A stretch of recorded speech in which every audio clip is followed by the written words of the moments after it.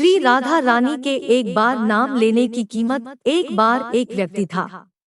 वह एक संत जी के पास गया और कहता है कि संत जी, मेरा एक बेटा है। वो न तो पूजा पाठ करता है और न ही भगवान का नाम लेता है। आप कुछ ऐसा कीजिए कि उसका मन भगवान में लग जाए। संत जी कहते हैं, ठीक है बेटा, एक दिन तू उसे मेरे पास लेकर आ जा। अगले दिन वो व्यक्ति अपने बेटे को लेकर संत जी के पास गया। अब संत जी उसके बेटे से कहते हैं, बेटा बोल राधे राधे। बेटा कहता है, मैं क्यों कहूँ? संत जी कहते हैं, बेटा बोल राधे राधे। वो इसी तरह से मना करता रहा और अंत तक उसने यही कहा कि मैं क्यों कहूँ राधे राधे।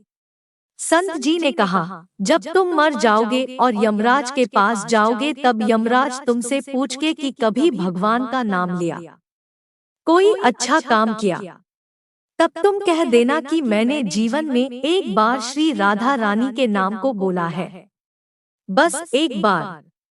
इतना बताकर वह चले गए। समय व्यतीत हुआ और एक दिन वो मर गया। यमराज के पास पहुंचा। यमराज ने पूछा, कभी कोई अच्छा काम किया है? उसने कहा, हाँ महाराज, मैंने जीवन में एक बार श्री राधा रानी के नाम को बोला है।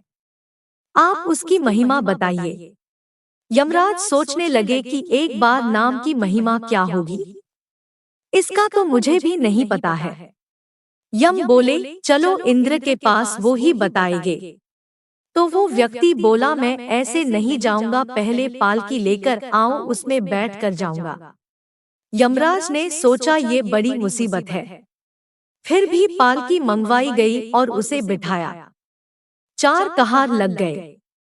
वो बोला, यमराज जी, सबसे आगे वाले कहार को हटाकर उसकी जगह आप लग जाइए।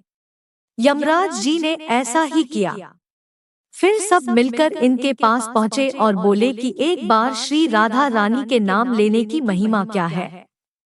इंद्र बोले, महिमा तो बहुत है, पर क्या है ये मुझे भी नहीं मालूम। बोले कि चलो ब्रह्मा जी को पता होगा, वो ही बताएंगे। वो व्यक्ति बोला, इंद्र जी ऐसा है, दूसरे कहार को हटाकर आप यमराज जी के साथ मेरी पालकी उठाइए।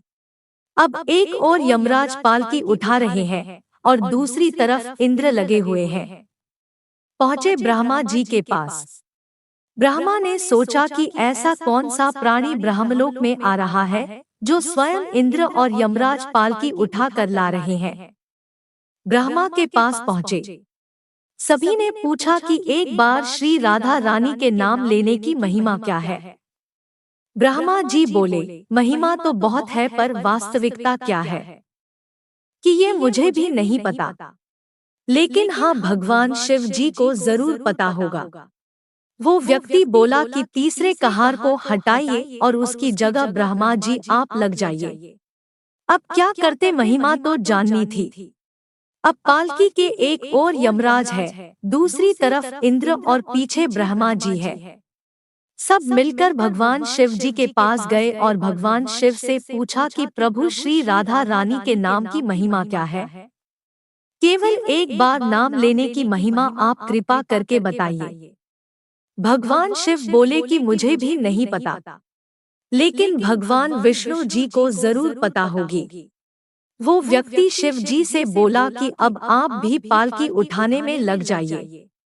इस प्रकार ब्रह्मा, शिव, यमराज और इंद्र चारों उस व्यक्ति की पालकी उठाने में लग गए और विष्णु जी के लोग पहुंचे।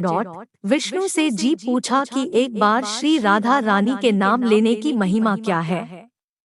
विष्णु जी बोले, अरे, जिसकी पालकी को स्वयं नृत्य का राजा यमराज, स्वर्ग का राजा इंद्र, ब्रह्मा लोक के राजा ब्रह्मा और साक्षात भगवान शिव उठा रहे हो, इससे बड़ी महिमा क्या होगी? जब सिर्फ एक बार श्री राधा रानी नाम लेने के कारण आपने इसको पालकी में उठा ही लिया है, तो अब ये मेरी गोद में बैठने का अधिकारी हो गया है। भगवान श्री कृष्ण ने स्वयं कहा है कि जो केवल रा बोलते हैं तो मैं सब काम छोड़कर खड़ा हो जाता हूँ, और जैसे ही कोई धा शब्द का उच्चारण करता है, तो मैं उसकी ओर दौड़ लगाकर उसे अपनी गोद में भर लेता हूँ। मित्रों, अगर आपको कहानी अच्छी लगी हो, चैनल को लाइक शेयर सब्सक्राइब जरूर करें। धन्यवाद।